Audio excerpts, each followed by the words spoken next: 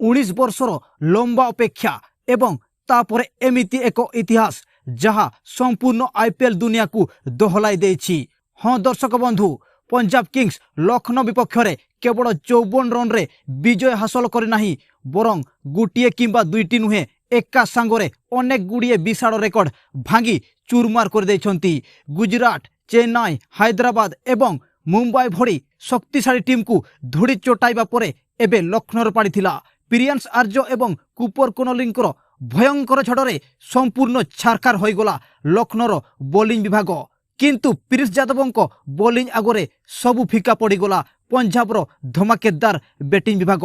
କିନ୍ତୁ ବର୍ତ୍ତମାନ ସବୁଠାରୁ ବଡ଼ ପ୍ରଶ୍ନ ଉଠୁଛି, ଏଥର ଶ୍ରେୟସ ଆୟରଙ୍କ ପଞ୍ଜାବ ଟିମ୍କୁ ହରାଇବା କ'ଣ ଅସମ୍ଭବ ହୋଇପଡ଼ିଛି?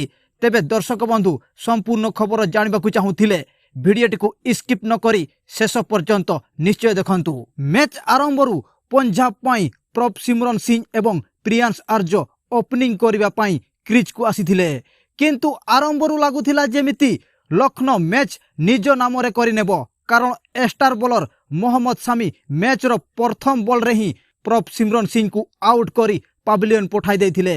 ପ୍ରଭସିମରନ ଆଉଟ୍ ହେବା ପରେ କୁପର କୋହଲି କ୍ରିଜ୍କୁ ଆସିଥିଲେ। ଏହାପରେ ପ୍ରିୟାଂଶ ଆର୍ଯ୍ୟ ଏବଂ କୁପର କୋହଲି ଏମିତି ଧୂଆଁଦାର ବ୍ୟାଟିଂ କଲେ ଯେ ଲକ୍ଷ୍ନୌର ବୋଲରମାନେ କେଉଁଠି ବଲ୍ ପକାଇବେ ଜାଣିପାରିଲେ ନାହିଁ। ଉଭୟ ମିଶି 182 ରନ୍ର ଏକ ଐତିହାସିକ ପାର୍ଟନରସିପ୍ କରି ସମସ୍ତଙ୍କୁ ଆଶ୍ଚର୍ଯ୍ୟ କରିଦେଇଥିଲେ। ପ୍ରିୟାଂଶ ଆର୍ଯ୍ୟ ମାତ୍ର 37 ବଲ୍ରେ 9ଟି ବିଶାଳ ଛକା ଏବଂ 4ଟି ଚୌକା ସାହାଯ୍ୟରେ 93 ରନ୍ ସଂଗ୍ରହ କଲେ ଏବଂ ଚଳିତ ସିଜିନ୍ରେ ତାଙ୍କର ଷ୍ଟ୍ରାଇକ୍ ରେଟ୍ 266 ରହିଛି। ଅନ୍ୟପଟେ କୁପର କୋହଲି ଆରମ୍ଭରୁ ଟିକେ ଧିମା ଖେଳୁଥିଲେ ମଧ୍ୟ ପରେ ରୁଦ୍ର ରୂପ ଧାରଣ କରି 46 ବଲ୍ରେ 87 ରନ୍ ସଂଗ୍ରହ କରିଥିଲା।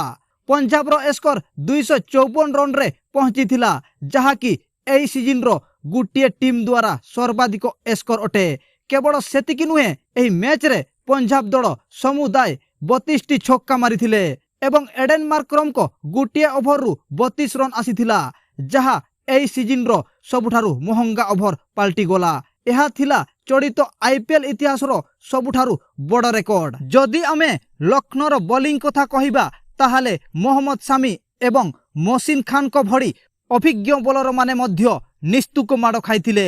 ମହମ୍ମଦ ସାମି 4 ଓଭରରେ 56 ରନ୍ ଏବଂ ମହସିନ ଖାନ 4 ଓଭରରେ 43 ରନ୍ ବ୍ୟୟ କରିଥିଲେ।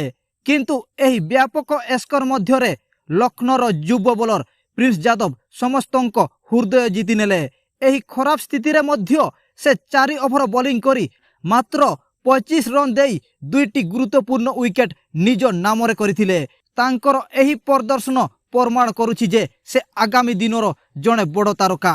ବର୍ତ୍ତମାନ ପ୍ରଶ୍ନ ଉଠୁଛି, 255 ରନ୍ର ବିଶାଳ ପାହାଡ଼କୁ ପିଛା କରିବାକୁ ଯାଇ ଲକ୍ଷ୍ନୌ ବ୍ୟାଟ୍ସମ୍ୟାନ୍ ମାନଙ୍କର କି ଅବସ୍ଥା ହୋଇଥିଲା? ତେବେ ଦର୍ଶକ ବନ୍ଧୁ, 255 ରନ୍ର ବିଶାଳ ଲକ୍ଷ୍ୟକୁ ପିଛା କରୁଥିବା ଲକ୍ଷ୍ନୌ ଦଳ ଆରମ୍ଭରୁ ହିଁ ଚାପରେ ଥିଲା। ମିଚେଲ ମାର୍ଶ 28 ବଲ୍ରେ 40 ରନ୍ ଏବଂ ଆୟୁଷ ବଦନୀ 21 ବଲ୍ରେ 35 ରନ୍ କରିଥିଲେ ମଧ୍ୟ ଏହା ବିଶାଳ ସ୍କୋର ଆଗରେ ଯଥେଷ୍ଟ ନଥିଲା।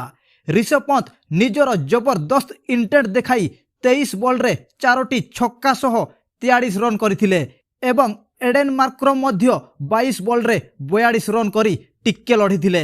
ତଳ କର୍ମରେ ମୁକୁଲ ଚୌଧୁରୀ ମଧ୍ୟ 17 ବଲ୍ରେ କେବଳ 21 ରନ୍ କରିଥିଲେ। କିନ୍ତୁ ଦଳ ପାଇଁ ସମସ୍ତଙ୍କ ଠାରୁ ଖରାପ ପ୍ରଦର୍ଶନ କରିଥିଲେ ନିକୋଲସ୍ ପୁରନ୍। ଗୋଟିଏ କ୍ୟାଚ୍ ଡ୍ରପ୍ ହୋଇ ଜୀବନ ଦାନ ମିଳିଥିଲେ ମଧ୍ୟ ସେ 9 ବଲ୍ରେ ମାତ୍ର 9 ରନ୍ କରି ଆଉଟ୍ ହୋଇଗଲେ, ଯାହା ଲକ୍ଷ୍ନୌର ପରାଜୟର ଏକ ମୁଖ୍ୟ କାରଣ ପାଲଟିଗଲା। ଶେଷରେ ଲକ୍ଷ୍ନୌ ଦଳ 54 ରନ୍ରେ ଏହି ମ୍ୟାଚ୍ଟିକୁ ହାରିଗଲା। ଏହି ଐତିହାସିକ ବିଜୟ ସହ ପଞ୍ଜାବ କିଙ୍ଗସ୍ ଆଇପିଏଲ୍ ଇତିହାସରେ ପ୍ରଥମ ଟିମ୍ ଭାବରେ କ୍ରମାଗତ 6ଟି ମ୍ୟାଚ୍ ଜିତି ଏକ ନୂଆ ରେକର୍ଡ ସୃଷ୍ଟି କରିଛି ଏବଂ 11 ପଏଣ୍ଟ ସହ ନିଜର ଆଧିପତ୍ୟ ବିସ୍ତାର କରିଛି। ଶ୍ରେୟସ ଆୟରଙ୍କ ନେତୃତ୍ୱରେ ପଞ୍ଜାବ କିଙ୍ଗସ୍ ଏବେ ସମ୍ପୂର୍ଣ୍ଣ ଅପରାଜୟ ପାଲଟି ଯାଇଛି, ଯାହାର ବିଜୟ ରଥକୁ ଅଟକାଇବା ଅନ୍ୟ ଟିମ୍ ଗୁଡ଼ିକ ପାଇଁ ଏବେ ଏକ ପ୍ରକାର ଅସମ୍ଭବ ଲାଗୁଛି।